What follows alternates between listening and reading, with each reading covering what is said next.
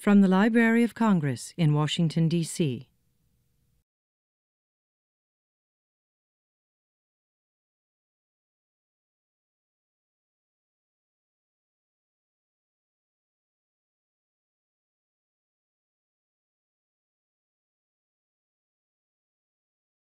Hi, everyone. Thanks for coming out this evening and leaving the beauty of Washington and our cherry blossoms to be indoors and hear about poetry. My name is Rob Casper. I'm the head of the Poetry and Literature Center here at the Library of Congress, and I want to welcome you. Tonight's event, Latino Poetry, Pivotal Voices, Era of Transition, is co-sponsored by the Hispanic Division of the Library of Congress, and I would like to thank the chief of the Hispanic Division, Georgette Dorn, who's in the front, for helping make this event and so many of our events featuring Hispanic poets and writers possible. I would also like to thank our presenting partner, Letras Latinas, the literary program of the Institute of Latino Studies at the University of Notre Dame. And in particular, I would like to thank Francisco Aragon. Francisco has worked tirelessly to champion Latina and Latino writers around the country, and I have gained greatly from our work together on events such as this one, and hopefully we will have many more. Before we begin, let me ask you to take out your cell phones like I'm doing right now and any other electronic devices and turn them off so that they don't interfere with the recording of this event. I would also like you to note that this program is being audio and video recorded for the Library of Congress, and by participating in the question and answer period later on, you give the Library of Congress permission for future use of the recordings. And let me tell you a little bit about the Poetry and Literature Center here at the Library of Congress. We are the home of the Poet Laureate, and we put on literary readings, lectures, and panels of all sorts throughout the year. If you would like to find out more about events like this, please pick up our brochure outside or our list of events and sign our sign-up sheet, which is also right outside the door. You can check us out online at www.loc.gov/poetry, and you can check out the library's Hispanic Division online at loc.gov/rr/Hispanic. I'd also like to let you know that hopefully in the next couple of weeks, we will be presenting interviews with U.S. Hispanic writers on the library's website as part of this series and as part of the Hispanic Division's historic archive of recorded Hispanic literature on tape. So you can go to our website and check that out, and you can go to the Hispanic Division across the street in the Jefferson Building and grab a pair of headphones and listen to all the amazing recordings that they have. Hopefully in the not too distant future, we will be able to put all of their recordings and all of our recordings at events like this that we've been doing for the past 76 years up online. Now on to today's event. You can read about our featured presenter, Rigoberto Gonzalez, in your print program.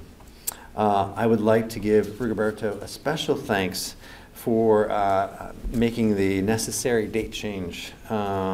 Many of you might remember that this event was originally scheduled for last October, but unfortunately the government shutdown got in the way. Now that we are all officially here with the lights on, let me tell you a little bit about what will happen tonight. Francisco Aragon will introduce our featured speaker, Rigoberto Gonzalez, and Rigoberto will give a roughly half-hour lecture. Afterwards, the two will follow up with a short moderated discussion, but we'll leave plenty of time for you to ask questions. So I hope you're ready. I hope you have pen and paper, and I hope you enjoy tonight's event, as I'm sure you will. Please join me in welcoming Francisco Aragon.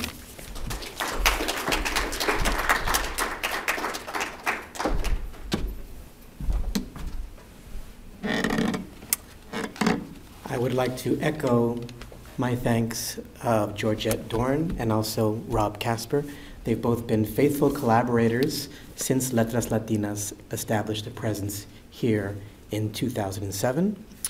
Special thanks as well to Catalina Gomez for all her work on this event, especially the audio recording we did this morning at the Hispanic Division. And I also need to say that Letras Latinas could not carry out its programs without the generosity of the Weisberg Foundation and its individual donors. And so a special nod to Wally Babington, a Weisberg board member who is here tonight, and also Ken Crocker, one of Letras Latinas' most generous benefactors, who is also here. The day before yesterday, I finished reading a book, a memoir that stretched to nearly 400 pages.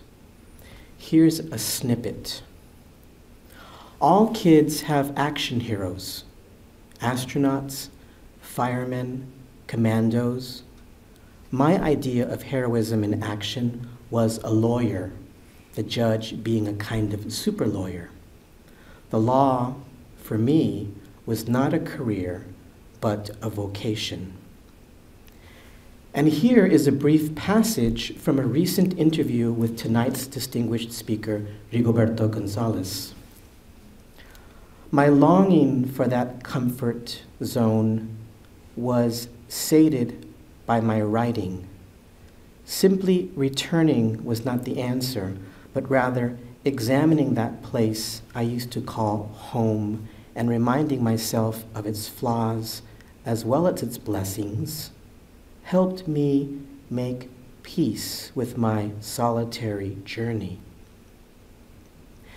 In the same way that Supreme Court Justice Sonia Sotomayor, whose memoir I quoted a moment ago, viewed her trajectory as a vocation, Rigoberto Gonzalez's trajectory in American letters is also, in my view, mission-driven. That's the sense I get from the passage above. And one facet of his mission, as he has articulated in the past, is to simply populate the bookshelf with his books. In calendar year 2013, he published 3: Autobiography of My Hungers, a collection of what I'll call flash creative nonfiction, red-inked retablos, essays, and Unpeopled Eden, his 4th collection of poetry, which is currently a finalist for the Lambda Literary Award. On the horizon next fall is his young adult novel, Mariposa You, the 3rd installment in a series. In all, since 1999, as a poet, a novelist, a short fiction writer, a children's book author, an editor, and an anthologist, he has published 14 books. In your program, you'll learn of his many distinctions, but I'll mention 3: fellowships from the Guggenheim Foundation and the National Endowment for the Arts, and the Poetry Society of America's Shelley Memorial Award. But I have another number I'd like to share with you tonight, which illustrates another facet of Gonzalez's vocation. Between 2002 and 2012, he wrote and published in the El Paso Times over 200 book reviews, all shedding insightful light on Latino authors. Gonzalez's mission, then, both with his own work as an artist and his work as a critic, is to ensure that the voices, both established and emerging, of Latino writers be acknowledged and celebrated as a central part of this nation's literary conversation, this nation's history. But there's more. Gonzalez's day job, if you will, is as an educator, specifically an associate professor in the creative writing program at Rutgers, where he wears yet another hat, that of mentor to forthcoming generations of writers. When this evening's lecture was first conceived, one which will take the pulse of Latino poetry, I couldn't think of anyone other than Rigoberto Gonzalez more appropriate to deliver it.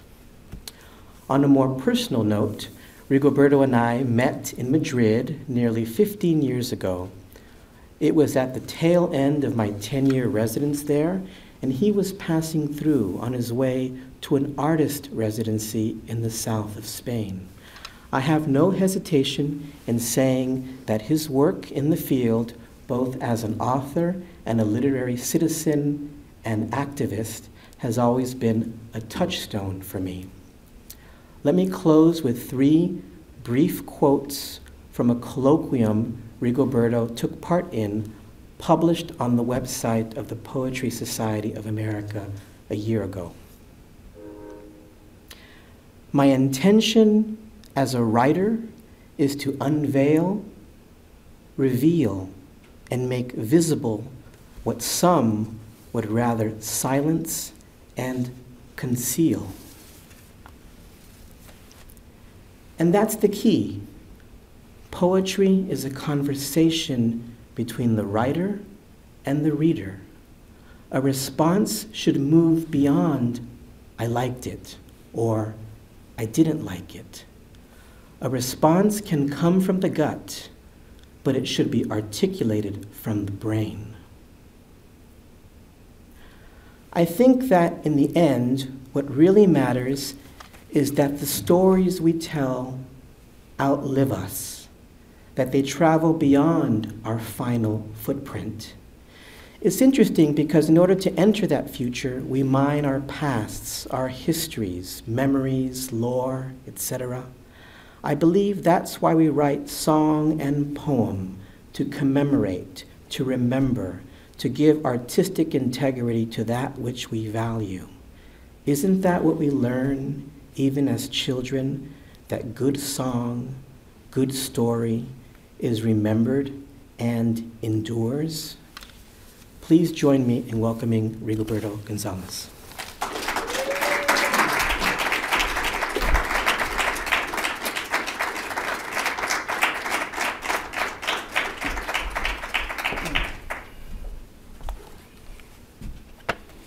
Buenas tardes. And thank you for coming. I'm just going to jump in, because we'll have time for conversation afterward. The recent deaths of some of our legendary Latino citizen writers gives fresh perspective to the remarks I'm about to make, because it reaffirms the need to continue our community's artistic production and to contribute to the literary legacy of those who, long before many of us even knew how to read, placed expression on the page in order to inspire, motivate, and educate the audience of their time and the audience yet to come. The loss of those writers who precede us underscores the urgency of new responsibilities. We must remember their names and achievements so that we may have a history. We must move forward as mentors and teachers so that we may hold sacred their values. We must weave our struggles with theirs so that we may have a journey with a past, a present, and a future. And let us reflect on our own mortality, that as time passes, we are all one step closer to our own demise. Have we done right by the lessons of those who came before? Have we done our part to clear a path for those who come after? This is the light under which I present the following lecture about the contemporary period of Latino poetry and its most exceptional voices, who will guide us through the shifting demographics of this country's population. For I am convinced that Latino letters, so often ignored or overlooked by the current literary establishment, will become the most important cultural testaments bearing witness to the era of transition. The work being published today will address the critical questions of tomorrow's sizable Latino population. Who were we back then? How did we get there? Where do we go next? It's appropriate at this moment to name one recent loss, a beloved veterano poet in whose memory I dedicate this presentation, Jose Montoya, presente. A Korean War veteran and social activist, he believed that the strength of the word could invoke strength in ourselves. He wrote the following: "Look upward once more, compañero, compañera, and unleash your lethal firepower. Pierce and shatter that insidious underbelly with truth bursts and dreaming, and your devastating filero-sharp gaze.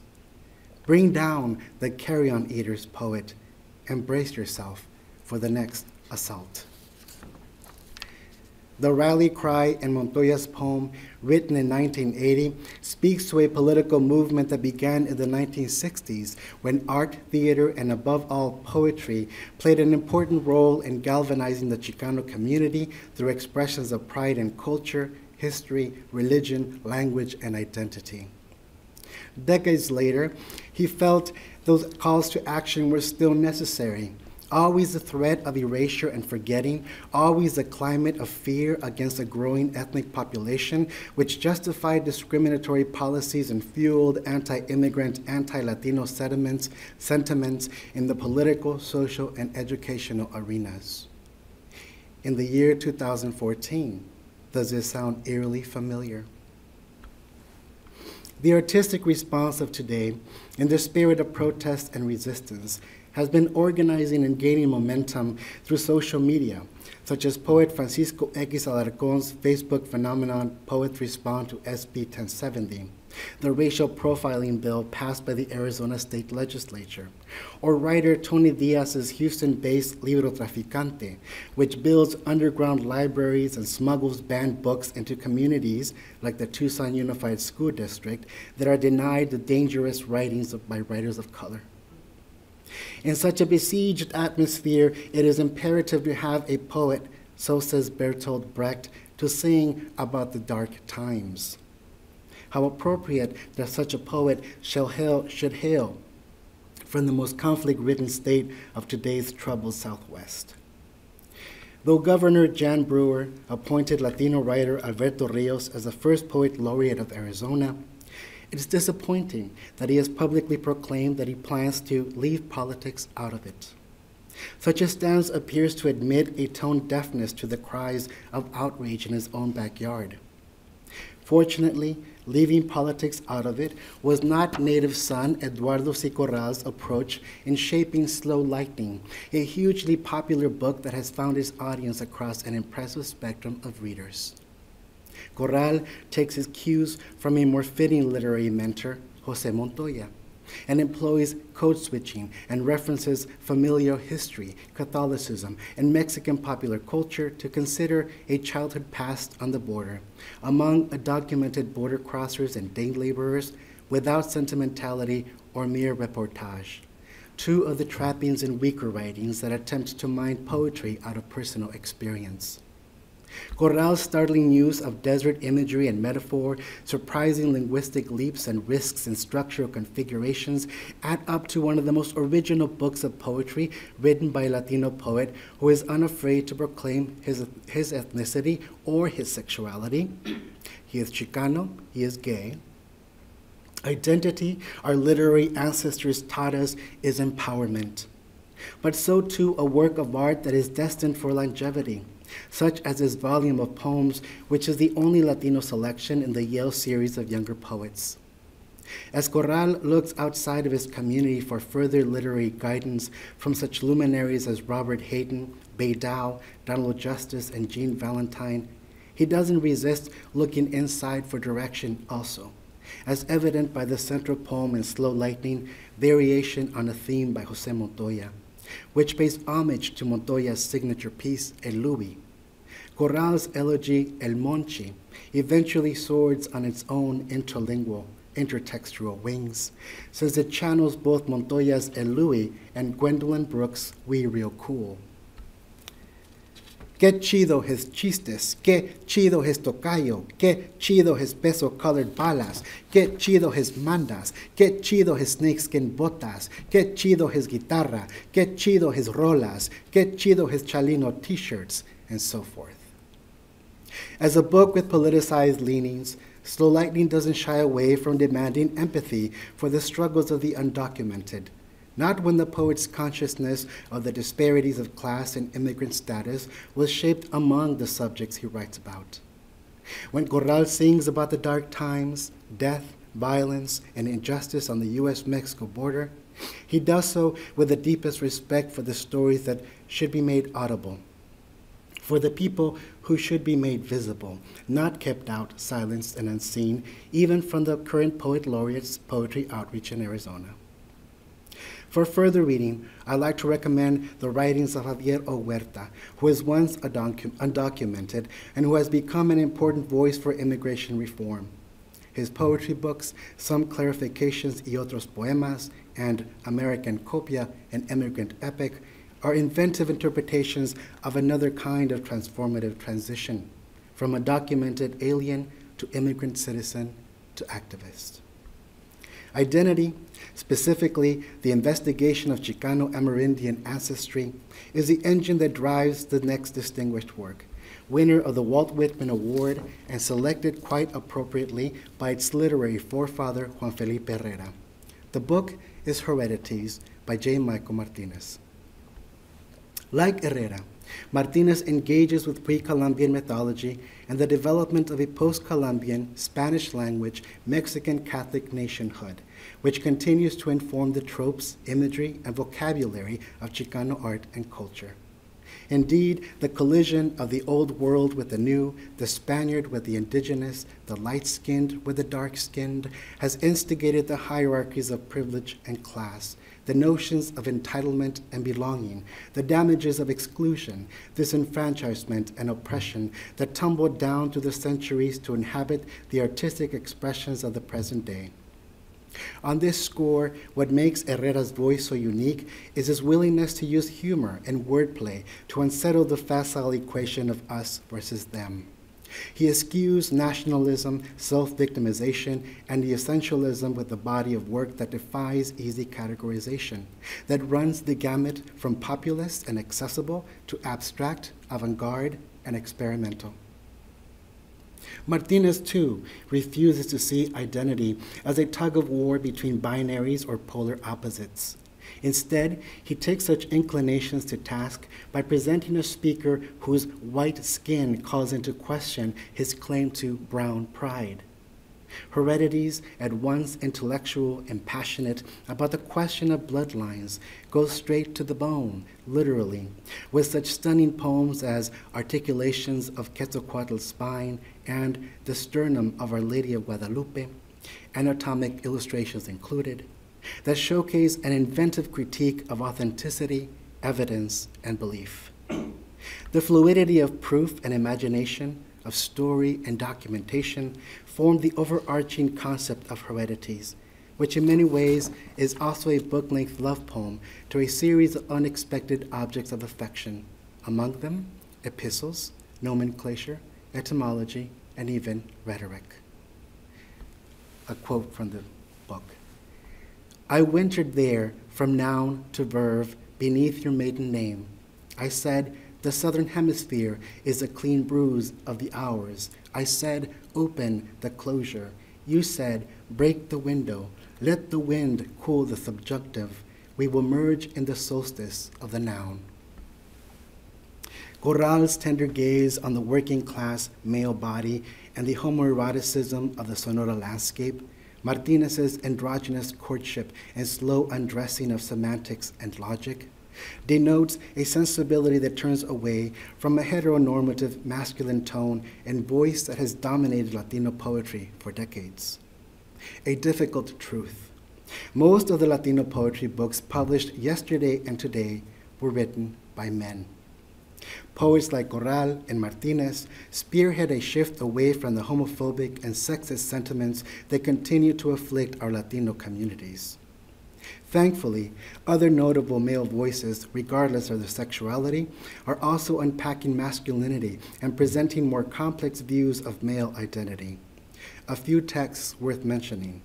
Chicano poet Timsy Hernandez's Skin Tax, Puerto Rican poet Kevin A. Gonzalez's Cultural Studies, Cuban-American poet Richard Blanco's Looking for the Gulf Motel, and Chicano poet Joseph Delgado's Ditchwater. But to illustrate this point more clearly, I'd like to introduce a poet whose book is fresh off the press. And mark my words, it will have the staying power of Slow Lightning and Heredities, precisely because it offers an insider's perspective into a hard-won journey towards self-realization. In David Tomás Martinez's Hustle, the reader meets a Latino youth in distress, reaching out to gangs, drugs, military enlistment, and finally poetry, as a potential life preserver. Those versed in Chicano letters will recall the work of the late Raul R. Salinas, a venerated performer and mentor from Texas who spent the latter years of his life nurturing a writing community at La Resistencia bookstore in Austin.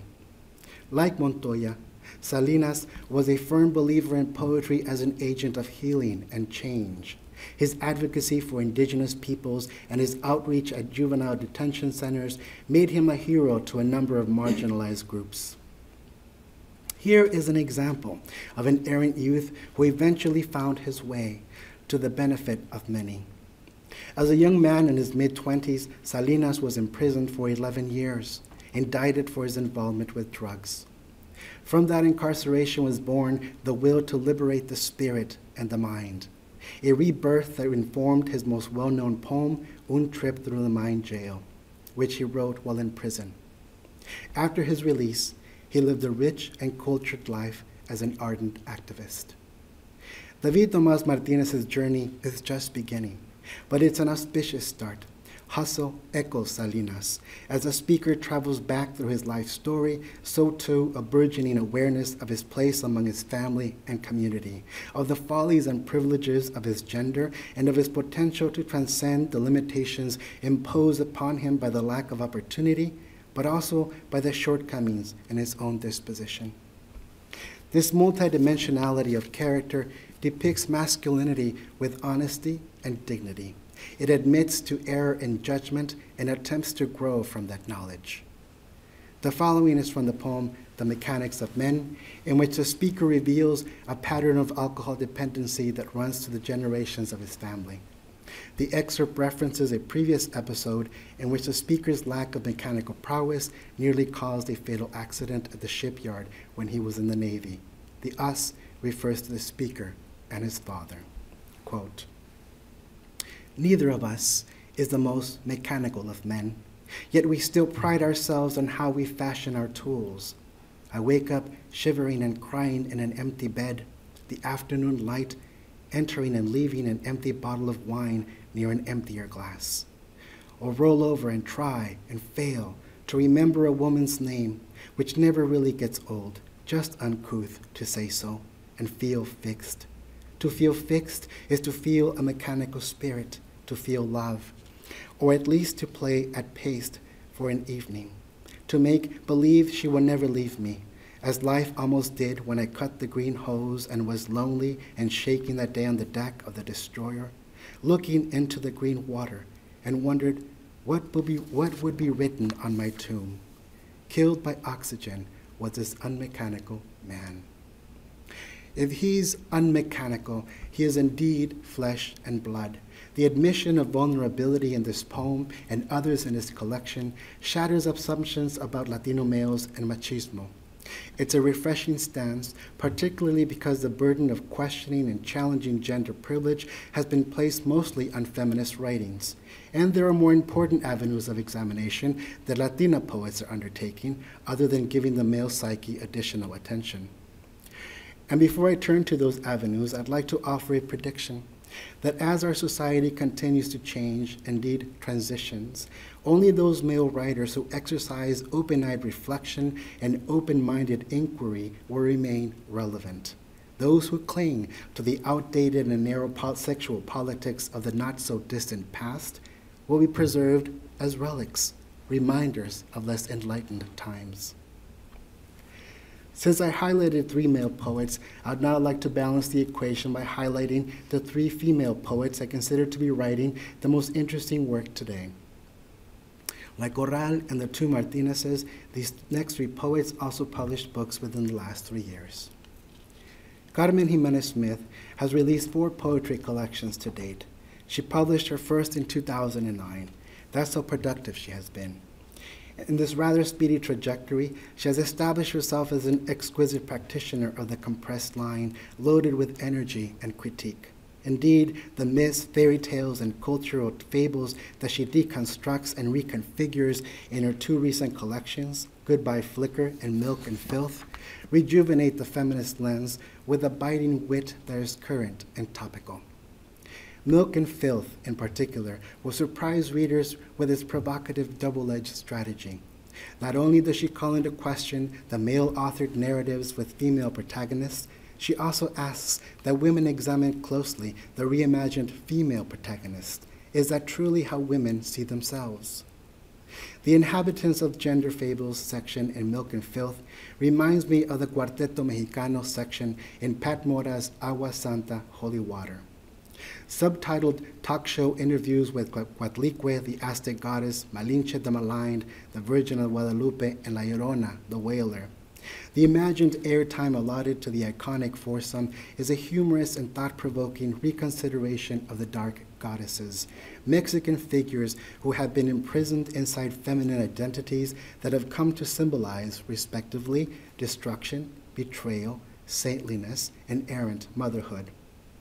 Mora empowers these archetypes by rescuing them from their misogynist representations.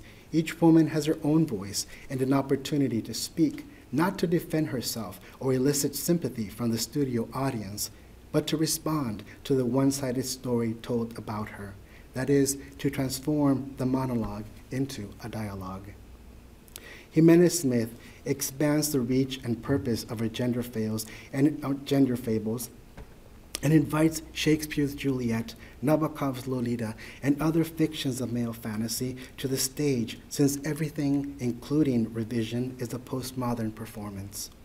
Therein, the intriguing complexity of Jimenez Smith's sometimes tongue-in-cheek commentary of femininity and even feminism, as illustrated in the poem When God Was a Woman.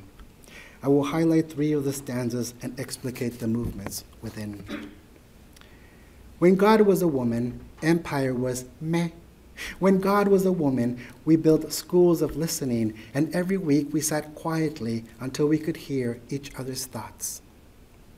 The opening stanza ribs the reactionary politics of both feminists and anti-feminists by presenting a portrait of a matriarchal culture that very quickly slips into a hyperbolic vision of peace and civility. And a few stanzas later, it's clear that the female deity can't escape the socially constructed gender stereotypes. Quote, "She played harmless pranks because she liked keeping things light. She made it rain on our collective good hair days. When she met someone who seemed fun and a little mysterious, she invited him into heaven." Yet the closing stanza completely subverts whatever sentiment has guided the reading of the poem thus far. Then she made her daughter blind for a week, which in retrospect was kind of mean, but her daughter made the best of it. That propensity to be defiant or rebellious, indeed to misbehave, adds a dimensionality to this female deity that is either a positive attribute or a negative one, depending on where one stands on the political aisle. But the triumphant one in the poem, it turns out, is not the higher power, but the subordinate daughter who is capable of surviving the whims of her mother/God. The daughter doesn't need to assume a position of authority to have agency or live her individual narrative. Indeed, she exists, even thrives on her own life force. She is, Jimenez Smith would argue, a third-wave feminist. Third-wave feminism, which questions not only male-constructed paradigms, but also the ideologies of second-wave, mostly white middle-class feminism, encourages women of color to seek direction and definition in the more complex spaces of their own experiences, where gender, sexuality, race, class, and ethnicity intersect. The women of color movement in Latina letters has a lengthy history and plays an influential role in expanding the consciousness of feminism. 2 texts come to mind, Gloria Anzaldua's Borderlands La Frontera, and this bridge called My Back, Writings by Radical Women of Color, edited by Anzaldúa and Cherry Moraga. These essays help contextualize the writings of a burgeoning group of distinguished Latina writers, including the poetry of Sandra Cisneros, Lorna Di Cervantes, Sandra Maria Esteves, Demetria Martinez, and Alicia Gaspar de Alva. The works locate femininity and womanhood in spaces that had been long perceived as marginal or of little value, such as in working-class barrios, immigrant households, lesbian relationships, childlessness, and the aging body. They also situate the woman of color in roles she has not been expected to inhabit, such as a member of the academic or artistic professions, as a traveler or a tourist, or as an independent spirit. A worthy successor of that impressive lineage of female poets is Lori Ann Guerrero. Guerrero's debut collection, A Tongue in the Mouth of the Dying, takes incredible risks in subject matter. The book is populated by women who made headlines for murdering their children, by mothers who understand, even as they cringe, the impulse of wanting to be free of the imprisoning kitchens, of the maternal obligation. Like Mora with Cuarteto Mexicano, Guerrero reaches back to La Malinche, who sacrificed her children instead of allowing her love bond to be used as a tool of persuasion or coercion against her. In A Tongue in the Mouth of the Dying, a 9-poem sequence allows La Malinche to chime in from time to time, a disquieting presence and raw connecting tissue that looms over the stories of all the other women, reminding them of a birthright that's threatening to men in particular, but also to whiteness in general, the power to create and to destroy. By inhabiting the honest space of ambivalence and asserting thought independent of religious and social pressures, Guerrero steers the conversation away from right and wrong, shadow and light, and other binaries that have been used to control the behavior and perception of women of color. Suddenly, those unsettling narratives become allegories and parables that speak to a larger societal conversations like reproductive rights and political action. Take, for example, the poem Stray Cat, which, in the context of what I have just stated, does not need further analysis. She was fat, round as the moon, just as gray. She didn't have time for hiding, for safety, for hissing away onlookers. Her legs jerked and outrolled as little slick and wormy bundles, too. She circled them, inspected the mousy ears, licked the furless pink skin. They made no noise. Their tiny hearts rippled, though softly. She ate one, then she ate the other. The final voice I'd like to discuss belongs to Cynthia Cruz.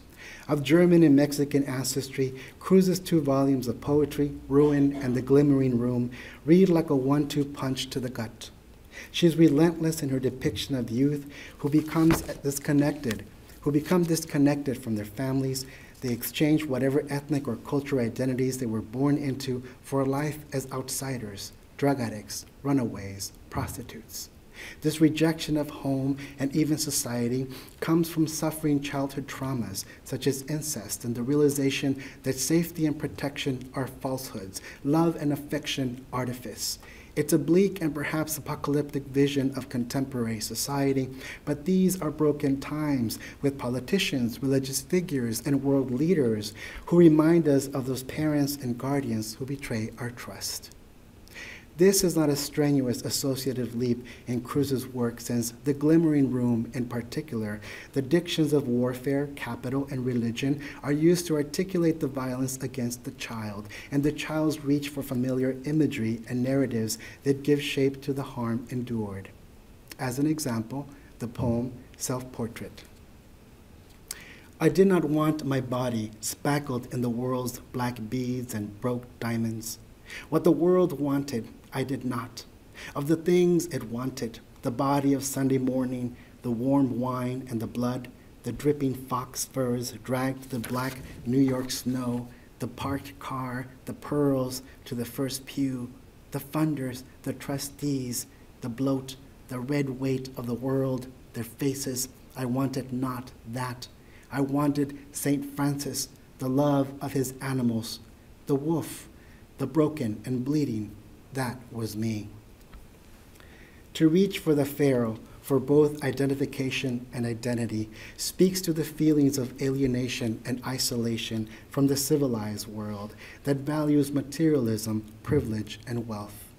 Stripped of its clothes and costumes, the body gets in touch with its vulnerability, perhaps even its purity, in which communication is not verbal but instinctual, in which exchanges do not indulge or excess but are reduced to the primal need, nourishment, both physical and spiritual. Connecting to the animal self or even shapeshifting into an animal has its roots in Mesoamerican folk religion. Latina poets such as Alma Luz Villanueva have imagined Nahualismo in their writings as a method of attaining freedom and enlightenment. To inhabit the kindred animal spirit is to vacate the human body and its inextricable ties to the manufactured and superficial world. Cruz's speakers need to step out of the rubble in order to make sense of it, which can be a kind of healing. But the primary purpose of looking back is to understand how to move forward. Through the 6 contemporary poets I have singled out, we have been reminded of the rich foundation of thought and creativity that trailblazed the platform on which the 6 poets now stand. I'm reminded of the following analogy made by the poet Gary Soto about paying attention fully to a poem when reading it. Quote, "A poem is worth quartering like an apple. What the heck is inside? Seeds from other poems." Though Soto is addressing the notion of influence and literary lineage at large, I believe it's worth noting that he's also speaking to the way we can situate a poem and a poet within a cultural, social, and political context. Through the poems of the current generation, the poems of previous generations will be recollected and reread. Through the poems of the current generation, the poems of the next generation will be read and understood. That is why it's up to the younger writers to add something more to what has already been built. Otherwise, the landscape becomes stagnant. What these 6 young poets are shaping is a cohort of learned artists who are unafraid to challenge their ancestry's weaknesses and to recognize their ancestry's strengths. Improve on the former, build on the latter. The end result is a complex view of politics and history, a dynamic approach to art. If I have sharpened the focus of this lecture primarily on Chicano writers, Chicano poets, it is simply because of our sizable numbers. Chicanos and people of Mexican descent comprise 2/3 of the Latino population in the U.S. I am not proclaiming the Chicano voice as the most important or even the most audible, but rather the most frequently heard by those who are listening to the varied tenors and tones of Latino poetry. And it becomes particularly pressing today when the pitch of the debates over immigration reform and the need for Mexican-American studies has reached such intensity that the Chicano voices must continue to speak in order to assert the Chicano community's relevance to American society and culture. Poetry today, as in the past, will write the way. Thank you very much for listening.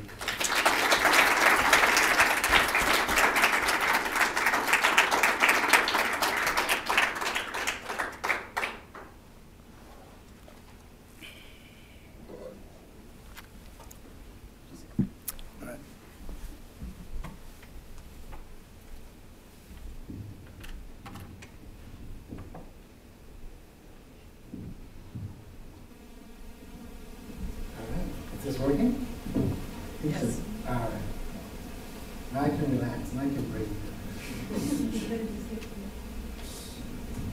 So I'm going to ask you a 2-part question, and I'm hoping that that'll open things up afterwards. So when you were talking about, I was just jotting down the names of the people who you mentioned in your lecture, and I want to hone in on Cynthia Cruz, J. Michael Martinez, Carmen Jimenez-Smith, and Juan Felipe Herrera to talk about a couple of things. I know that during the course of your talk, you did mention briefly the idea of more experimental poetics. But I'm wondering if you could expand a little bit, because this is a debate and a conversation that's becoming more and more prevalent now. And that is writers like Carmen, J. Michael Martinez, for starters, whose poetics seem to draw inspiration from American poetry's more innovative or experimental tendencies, and what your views, or how do you situate that? I'd like you to talk a little bit about the lineage from where that draws, And where do you see that going? Because we sometimes encounter editors and critics who, if they don't see a certain kind of poem, like a more narrative poem that tells a story, they automatically get confused. And so one of the exciting things about people like Carmen and J. Michael is that they're thwarting expectations that certain people have when they hear the term Latino poetry. So talk a little about that. So this debate that there are camps in American poetry, it's not only within Latino literature. I mean, it's been around for a while. And one of the things that has always bothered me about the debate is that it assumes that experimentalism or avant-garde is American. And you know what, it's not. If you really look at the history of world poetry, and we're talking going down to Europe, going down to South America, that's been around for a very long time. So I get nervous whenever I hear that there are these camps of American poetry, and I say, well, you know, that's only, again, that's locating poetry within the border of the United States. And one thing that the Latino poets have been doing is breaking down those borders and saying, you know, our reach is not only within this country, but outside of it. Now, in terms of what Carmen Jimenez-Smith and J. Michael Martinez, the privilege of being a writer this day and age is that you can navigate, you can include ethnic markers, you can include, you know, interactions to history and culture and literature that specifically sort of locates the self or the subject matter within an ethnicity, or you cannot. It's wonderful to have that kind of option. So whenever I hear that something is not Latino enough, or that something is too Latino, I mean, I don't listen to those conversations, those arguments anymore. They don't move us anywhere. All they do is they segregate, they separate, they alienate. They don't connect. And it was one of the reasons that in tonight's lecture I wanted to include experimental writers, to sort of proclaim very publicly that they are part of who we are, they are part of our movement. And also, you know, J. Michael Martinez and Carmen Jimenez-Smith, in the two books that I mentioned, were very clear in terms of identifying themselves as Latino poets. Mm-hmm. There are other books that don't quite do that, but that doesn't mean that they're less Latino, you know, at all. So that's one of the things that I don't want to get stuck in that kind of a debate, because I don't think there's a debate to have. We just need to move forward and continue to write what we're going to write, and not sort of have the checklist of what is or is not Latino poetry. So would it be fair to say then that you would subscribe? Lorna D. Cervantes has that famous quote where someone asks her what made this particular poem a Chicana poem, and she says, it's a Chicana poem because a Chicana wrote it. Exactly. You know, that was her second book. From the Gables of Genocide, right? That people were confused because the first book had clear political leanings, and the second one also had its political leanings, but maybe not the ones from the first one, right? And people were confused. They said, well, where are the? And she said, yeah, well, where are the chiles in the second book? Well, you know what? It's okay for your book not to have chiles on one. You know, that's all right. That doesn't mean that you're not culturally connected. And also the other thing, you know, that we are not, Latino poetry is not just on the page. That's something that we are also working off the page. So what we do, you know, in terms of interacting with our communities is not only through the moments that we separate ourselves and we write these works in isolation and as solitary figures, but then we have to interact with it, we take into our community. So we function in both ways, not only on the page, but off the page. Thank you. I'd like to open it up to some questions from the audience. Yeah. You mentioned Sandra Cisneros in passing. I guess one of my favorite poems is her one, Cloud, the one where she begins with a quote from Thich Nhat Hanh. Anyway, but I wondered if you could just talk a little about her in relation to these later poets. Well, Sandra, I think the three poets, the three more prominent poets that we've always had anthologized, the poets that many of my generation sort of grew up reading, were Alberto Rios, Gary Soto, and Sandra Cisneros. They were the three. They're like the three. They're in the canon already. Eventually, others joined in, but they were the ones that were always there for us. And it was interesting because they were also the three sort of first MFA program college-educated writers. Before them, all the other writers were self-taught, or they showed their skills within the community workshops and things like that, but they did not go into an institution. So Cisneros, Rios, and Soto were the first sort of college-educated, went through an MFA program, and the first that published books that were accepted into the canon. So they're incredibly important figures to us. I mean, but I think that they're not our beginnings. You know, our beginnings move beyond that. But I know that one thing that Sandra Cisneros is so important because she was a female voice in this cluster. It was important to have a voice that was risky, that was edgy, and her House of Mango Street is a standard. I've yet to go anywhere where I don't say House of Mango Street and somebody says, "Oh, I read it." You know, so it's one of our most important texts. As a poet, she hasn't done much recently. Right? No.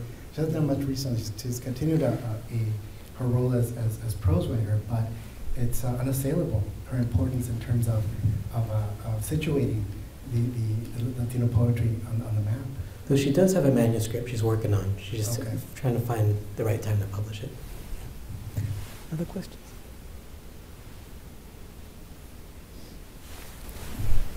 Do you think that this movement of Latino literature and poetry referring to identity in a more complex way, do you think that it's something that can be communicated to the U.S. audience, or do you see that there's some problem? Like, I don't know. I sense that in this culture, people want to see identity as something very simplified. How do you think that this could be transcended or solved, I guess? Well, one thing that I keep telling people is, at the end of the day, it doesn't matter what everyone in this room. What? Could you repeat her question a little bit? We couldn't hear in the back. Oh, okay. I'm sorry. The question was how, you know, this movement of this new movement of poetry that I identified, how can it work with current resistance, or how can it be viable in today's? How can it be communicated today as a resistance, or what are the challenges to this movement? And I say, you know what? It really doesn't matter what any of us say or think. This population of the United States is going to catch up to the movement. What's important, and sort of why it was important for me in the lecture to go back and identify some of our ancestors, is that, look, we always go back to our ancestry. We always go back to our lineage. We always go back to the past in order to understand our present. So this current movement that I identified, yes, it's speaking to today, but it's going to be more important tomorrow. That's when it's really going to matter, right? Today, it really doesn't matter. Thankfully, and very gratefully, the 6 poets that I also named are also received awards and received some level of literary recognition. These are not necessarily obscure poets within our field, but they're going to be even more important later. And I identified these texts as texts that are going to last because of how much they engage what we always call craft, but also how much they engage politics, and how in the future, right, there's going to be a population that's going to want to see, who is doing this kind of writing, who is already identifying some of the challenges that we have today. And one of those is identity, right? With Cynthia Cruz, who's a German, and I mean, she's blonde, blue-eyed, right, of German ancestry. In her work, but she does identify as Latina. She engages as a Latina poet. Chicana, I'm not sure she's quite there with the term. Her father's Mexicano, Mexican, but certainly she identifies with the Latina struggles. Carmen Jimenez Smith, I mean, not only the Smith part, right, always. I think that comes from her husband, but she's confuses people. Her parents were Chilean and Peruvian. Chilean and Peruvian. And then there's what was the other one that I mentioned? No, but the other ones are very clearly, identified as Chicano. And it's one of the important things is that term, we keep that term alive, Chicano or even Latino, even as we explore the different identities within Latino. But I think it's important too to understand that we hear, especially now in the political years, we hear the Latino vote, right? Which always bothers me because not only is it always diminishing our voices to one vote, right, the Latino vote, but it's also it's denial. It's denial. So by 2050, the Latino population is going to have a very, very loud votes. And all I can say is for everybody that's looking at the literature is like, look, it's not going to matter because 2050 is going to be the moment of reckoning. I don't know what else to tell you. It's like, who cares? I mean, we can just sit here and debate left and right. What we say now is not going to matter, but 2050, that's going to matter. So let's just all kind of read and catch up. Yes. Sarah, and then. Well, let's all read and catch up, precisely. Yes. So, for the now, Yes. For readers who would be enriched by these poets themselves, of all ethnicities and Yes. races, I applaud your incredible work reviewing. And I feel like this is a huge gap in the field, that newspapers, for the most part, have stopped reviewing poetry. Right. What can we do about it? And how can we get, because I feel like the readership for poetry is growing, Yes. but people don't get introduced. I mean, broad swaths of folks don't get introduced to the poets that you mentioned because it's not being presented in mainstream or large audience. Absolutely. Well, the tool of today's trade is social media. Yeah. I mean, I mentioned SB 1070, then I mentioned Libro Traficantes, who have used social media very wisely. I mean, that's just, it's an incredible. And also, I interviewed Tony Diaz recently for BuzzFeed, and he talked about how, during the civil rights movement, how it made a big difference that television was around, right?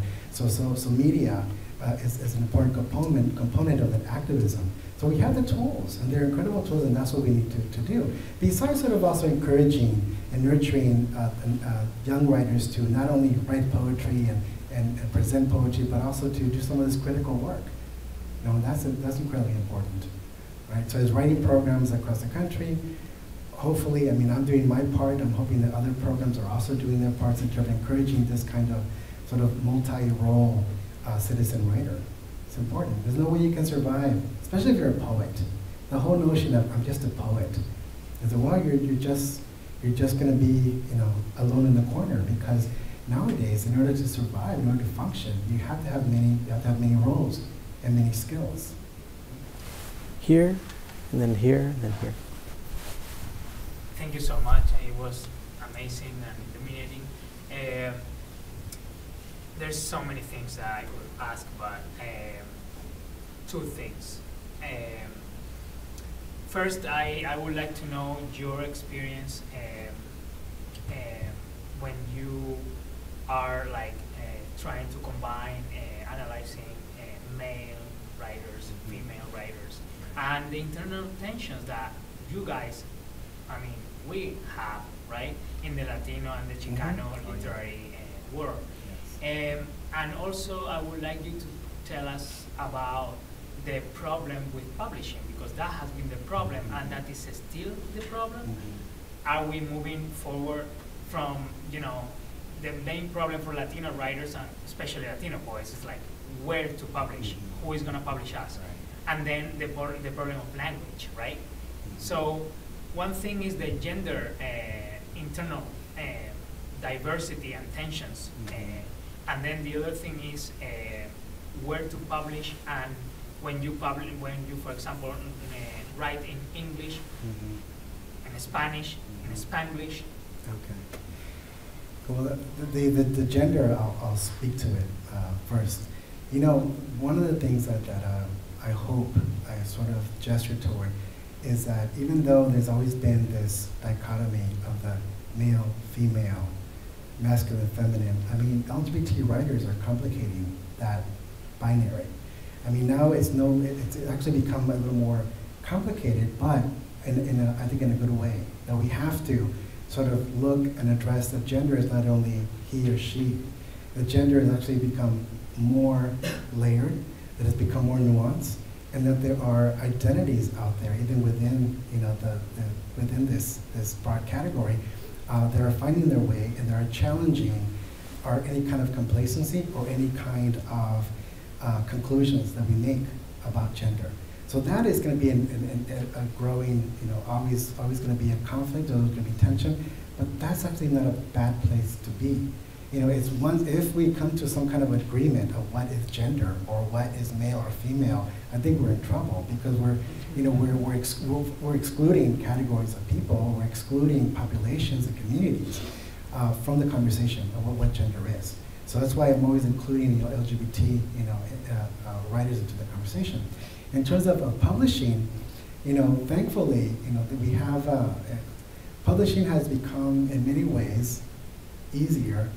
And I'll tell you why. I mean, I think that you're referring to perhaps books that eventually end up like in Barnes and Noble or those kinds of places. We're never going to have our books there. And you know what? It doesn't matter because bookstores are not going to be around in 2 years. So I really don't care about that. That's no longer relevant. But I said our times are changing. We cannot pretend. We cannot have a discussion as if things are going to continue 5, 10 years from now as they have been up to this point. We have to stop doing that. We have to stop doing that, right? So one thing is bookstores, they're going to be gone. So let's not worry about whether or not we're going to be in the bookstores. They're not going to exist. However, it is still important for our work to get out there. And one of the issues that you brought is about interlingual or Spanglish. And thankfully there have been some resources. You just may not know them. There are small presses, university presses, that are catching up. I've been surprised, for example, I work so much with the University of Arizona, the Camino del Sol series, and I edited their 15-year anniversary edition. And even I had to reread all the 75 titles in order to excerpt. And even then, I recognize the changes, and linguistic changes. Now they publish a little more experimental. Mm-hmm. The fact that Eduardo Corral, who I mentioned, published in the Yale series of younger poets, this very interlingual book, I think completely opened people's eyes about what is possible in terms of not only within poetry, but Latino poetry and within what can become popular. He's hugely popular. It amazes me because, writers have been poets, and Chicano poets, Latino poets have been writing that way for many generations, but have always been sort of marginalized and pushed aside because, we don't understand it. And all of a sudden here is Eduardo Corral, and then he's asked, well, are you worried that people are not going to understand? I says, you know what? He says, I'm not writing for an audience that's not intelligent. All right? An audience recognizes, at this point, if you don't understand that there is this interlingual speak within this border, if that's the big surprise to you, wow, you've really been like in a coma or something, because that's a new reality. So I think that's going to help. It really is going to help in terms of allowing even publishers to look at that kind of work and be like, you know what, this is, not only can we publish it, it can be sold and people are going to take to it. And it's not just a Latino bilingual audience, it's beyond that. And that's what Eduardo Corral has been doing with Slow Lightning. Just completely redefining what an audience for that kind of book can be. Kyle? Yeah. Great talk. So I edited an online venue for book reviewing. Yes. And one of the secondary goals of the website is to get authors and scholars of certain ethnic communities to review books by writers of that same community. And that tends to be difficult because there are only certain things, because I guess the circles can be so small, that there are only certain things or certain ways that people want to talk about books, and it can be difficult to encourage people to fully critique a book. Yes. So I'm wondering, how do you balance championing a section of literature and also honestly critiquing that literature, as both serve the writing in different ways? And do you ever find yourself in difficult positions as a result of that? Oh yeah, well, the reason I even began to be a book critic is that I actually waited for somebody to review my book. I waited for somebody to do something with me, and nothing was happening. And I thought, I saw, we had this other poets, non-Latino were reviewing, other writers. I thought, well, how come we're not doing that? And it was like, no, because we all want to be reviewed. We don't want to review, right? And now the other thing was that we don't want to say anything negative about anybody's book because we know them, right? Or maybe we don't want to sound like we're just we're having this very insular conversation with each other because we're in the same group. And I thought, I'm just going to break away from that completely. I'm just going to go ahead and review everything and anything and see what happens. But one of the things that I want to encourage people to do, and something that I've done, is that, I not only review now Latino books, I review books by African American writers, I review books by Asian American writers, by Filipino writers. So I hope that other people kind of have that kind of confidence. I know that in the past there's been this weird sort of code to saying, well, if you're not from the community, you may not want to review the book because you might say something that will offend. And I kind of understand that fear too, but you have to just get over it. You have to get over it, and people are going to be mad no matter what. That's what I've learned. I mean, you think that, as much as I pride myself with having reviewed all these Latino books, I'll tell you, there was a lot of unhappy campers in there, especially when I reviewed negatively a book that was very popular within the community. And I'll be, it's being recorded, but I'll go ahead and say it, because we talked about it already. But Luis Alberto Rios had this wonderful book. He's a wonderful writer, but he reviewed a book that I didn't like, and I gave it a negative review. And I have never received so much hate mail, ever. But at the same time, it was important for me to say, look, we can't just compliment each other. That is not criticism. We have to also call each other out. And Luis Alberto Rios, eventually we kind of talked about it, and I was kind of terrified. I just sit with him at a dinner table one time, and I was dreading it, and he just, reached over and said, you know what? Let's not let a review get in the way of a possible friendship. Let's just move, we're professionals. I think, well, that's what I want. That's what matters, being professional, right? Being professional with it. So a couple of things. One is that, we have to get over this anxiety, right? People are going to say what they're going to say. What matters in the end, again, looking to the future, is that there is some documentation out there. As somebody said this about that book, we have to write, something about said, we have to write those things that are going to outlive us. That's what matters. That today, yes, it matters, it counts. But you know what? Let's not lose sight that there's a tomorrow. Right? And the second thing is that we have to encourage each other to move beyond our groups and review across ethnicities and not be afraid, right? And I had to, and it's not easy because I had to get over that fear myself when I started reviewing African American poets, But the thing is that my appreciation, my love for African American poetry, sort of allowed me to make that leap. Nobody has complained yet, But then also I have access to some very public venues. So even if I reviewed negatively, I've actually announced to the world, look, your book exists. So I just Last I wanted to revisit a little bit the difficulty with getting our work out there, and I think especially, I know you're based on the East Coast now. I have struggled a lot with sort of even just having conversations about Latino literature here on the East Coast versus in the Southwest versus on the West Coast. I was wondering if you could talk a little bit about the ways in which you have tried to sort of tackle that, not only the distinction, there's like this distinction, I think, in publishing, but also how you sort of try to bring attention to the, Chicano, Latino works on the East Coast, in East Coast literary circles. Right. No, but East Coast, the East Coast, and this is something that's not a big secret, there's a huge bias. Latino in many East Coast circles means Caribbean, means Puerto Rican, Dominican, right? Even though, like I said earlier, that the Mexican population is 2/3 of the Latino population, but we're still not as included in some of these conversations because of this geographic bias, right? Well, the good news is, that by 2025, Mexicans are going to outnumber Puerto Ricans in New York City. That is an indicator city, right? So I don't want to just say, I don't want my answer to be, just wait 25 years from now, and things will be okay. But I'm just sort of pointing that out as a shift, as a cultural and demographic shift. On the East Coast, it's going to happen. But in the meantime, there are people. I'm not the only one that's keeping my eyes open, my ears, open to this shift. It's happening, and I think that we're going to see as migration patterns change, as many of those writers who have been sort of locked into the Southwest move beyond that, as social media begins to challenge and break down the regionalism of any kind of literary movement. I think that all that is helping facilitate sort of a national and now even a global conversation, with writers.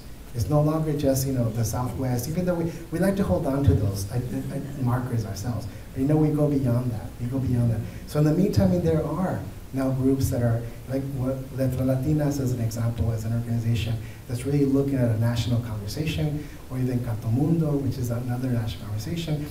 I see that I've seen this firsthand, that the last couple of years, it's no longer a regional conversation. It's always projected as a national one, and even an international one, right? So that's gonna change. Thank you very much for coming.